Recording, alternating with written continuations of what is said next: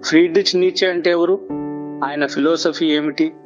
ఆయన ఆలోచనలు ఎందుకు ఇంత ప్రసిద్ధి చెందాయి? ఫ్రెడరిక్ విల్హెల్మ్ నీచే ఆయన తండ్రి లూథరన్ పాస్టర్, అంటే చర్చిలో పూజారి. కానీ నీచే కేవలం 5 ఏళ్ల వయసులో తండ్రిని కోల్పోయారు.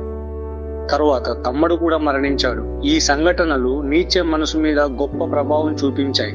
చిన్నతనం నుంచే జీవితం, మరణం, బాధ గురించి ఆలోచించసాగారు. నీచే చాలా తెలివైన విద్యార్థి. పుస్తకాలు చదవడం, సంగీతం వినడం, కవిత్వం రాయడం ఇవన్నీ చాలా ఇష్టం. ముఖ్యంగా గ్రీకు, లాటిన్ భాషలలో చాలా నైపుణ్యం సాధించారు. నీచే జీవితం అంతా ఆరోగ్య సమస్యలతో నిండి ఉంది. తీవ్రమైన తలనొప్పులు, కంటి సమస్యలు, కడుపు నొప్పులు ఇవి నిత్యం బాధించేవి. కొన్ని రోజులు పూర్తిగా చీకటి గదిలో పడుకోవాల్సి వచ్చేది. కానీ ఈ బాధల మధ్యనే తన గొప్ప రచనలు రాశారు. నొప్పి, బాధ అనేవి ఆయనకు బలాన్ని ఇచ్చాయి, లోతైన ఆలోచనలు తెచ్చాయి అని చెప్పొచ్చు. నీచే అత్యంత ప్రసిద్ధ వాక్యం ఇది: దేవుడు చనిపోయాడు. కానీ దీని అర్థం ఏమిటి? నీచే నిజంగా దేవుడు లేడని చెప్పారా? వాస్తవం ఏమిటంటే నీచే చెప్పేది ఇది: మనం దేవుణ్ణి చంపాము సైన్స్, రేషనలిజం ద్వారా. ఇప్పుడు మన జీవితానికి అర్థం ఎక్కడ దొరుకుతుంది? ఇది గొప్ప ప్రశ్న. కొంతమంది భయపడ్డారు ఈ మాటలకు. కానీ నీచే చెప్పేది ఇది అవకాశం. మనమే మన జీవితానికి అర్థం సృష్టించుకోవచ్చు.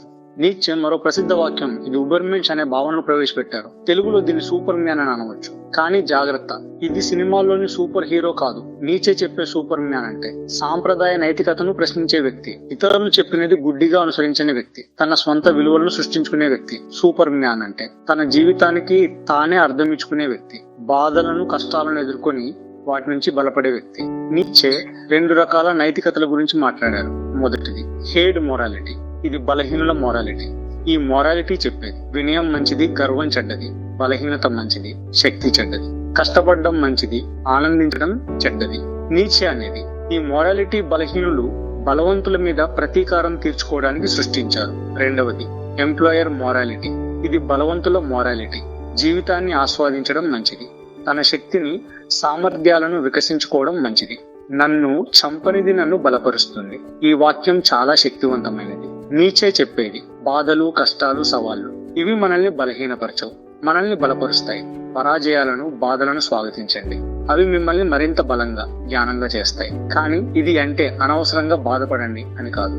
జీవితంలో వచ్చే అనివార్య కష్టాలను సానుకూలంగా ఎదుర్కోండి అని. మీరే మీ జీవితానికి అర్థం ఇవ్వండి. ఇది ఫ్రీడ్రిచ్ నీచే సందేశం.